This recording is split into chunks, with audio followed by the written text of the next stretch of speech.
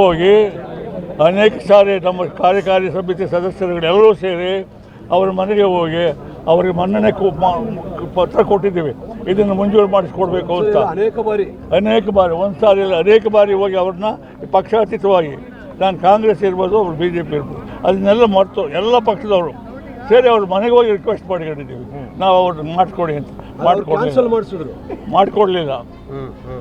18 ವರ್ಷಗಳಿಂದ ಕನ್ನಡ ರಾಜ್ಯೋತ್ಸವವನ್ನು ಮಾಡ್ತಾ ಇದ್ದಾರೆ. ನೀವು ಲೋಕಸಭಾ ಸದಸ್ಯನ ಕೇಳಿದರೆ ಯಾವೊಬ್ಬರನ್ನೂ ಕರೀಲಿಲ್ಲ. ನಾನು ಜಿಲ್ಲಾ ಕಾಂಗ್ರೆಸ್ ಅಧ್ಯಕ್ಷ, ಮುಖ್ಯಮಂತ್ರಿಗಳ ಹಾಗೆ ಜಿಲ್ಲಾ ಕಾಂಗ್ರೆಸ್ ಅಧ್ಯಕ್ಷನಾಗಿದ್ದೆ 9 ವರ್ಷ. ಜಿಲ್ಲಾ ಬ್ಯಾಂಕಿನ ಅಧ್ಯಕ್ಷನಾಗಿದ್ದೆ, MLC ಆಗಿದೆ, MLA ಆಗಿದೆ, ಅನೇಕ ಸಂಘ ಸಂಸ್ಥೆಗಳು ಇದ್ದೀನಿ. ಈ ಸಂಘದ ಅಧ್ಯಕ್ಷನಾಗಿದ್ದೀನಿ ಇಲ್ಲಿ ದೊಡ್ಡಬಳ್ಳಾಪುರದಲ್ಲಿ ಕೂಡ. ಒಂದು ದಿನಾನು ಈ ಕನ್ನಡ ರಾಜ್ಯೋತ್ಸವ ಮಾಡ್ತೀವಿ ಅಂತ ನಮ್ಮನ್ನು ಕೆಂಪೇಗೌಡ ಜಯಂತಿ ಮಾಡ್ತೀವಿ ಅಂತ ಕರೀಲಿಲ್ಲ. ಇವತ್ತಾಯ್ತು ನಾವು ಅವ್ರನ್ನೇನು ಕರಿಬೇಕು? ಈಗ ಅದಕ್ಕೆ ನೀವು ಕರೆದಿಲ್ವಾ ಸರ್? ಲೆಟರ್ ಕೊಟ್ಟಿದ್ದೀವಿ.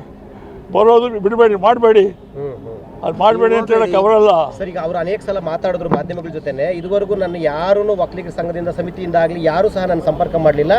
ನೀವು ಅನೇಕ ಸದಸ್ಯರಿದ್ದಾರೆ, ನಮ್ಮ ಕಾರ್ಯಕಾರಿ ಸಮಿತಿ ಸದಸ್ಯರಿದ್ದಾರೆ, ಅವ್ರನ್ನ ವಿಚಾರಿಸ್ಕೊಳ್ಳಿ. ಅವ್ರ ಮನೆಗೆ ಹೋಗಿ ಈಗ ಮಂತ್ರಿಗಳಾಗಿರ್ತಕ್ಕಂಥ ಸೋಮಣ್ಣವರು ಇದ್ರು ಅವ್ರ ಜೊತೆಯಲ್ಲಿ ಅವ್ರ ಸಮ್ಮುಖದಲ್ಲೇ ಅವ್ರ ಮನೆಗೆ ಹೋಗಿ ನಾವು ಲೆಟರ್ ಕೊಟ್ಟಿದ್ದೀವಿ. ಇದನ್ನು ದಯವಿಟ್ಟು ಈ ಸಂಘಕ್ಕೆ ಅನೇಕ ನಮ್ಮ ಲೋಕಸಭಾ ಸದಸ್ಯರು ಹೇಳಿದಾಗೆ ಎಲ್ಲ ವರ್ಗದವ್ರಿಗೂ ಜಾಗ ಕೊಟ್ಟಿದ್ದೀರಾ, ನಮ್ಮ ವರ್ಗದ ಜಾಗ ಇಲ್ಲ. ಇದು 75% ಇದು ನಮ್ಮ ಜನಾಂಗದ ಜಾಗ ಹೋಗಿದೆ, ನಮಗೆ ಕೊಡಿಸ್ಕೊಡಿ ಅಂತ ಕೊಟ್ಟಿದ್ದೀವಿ.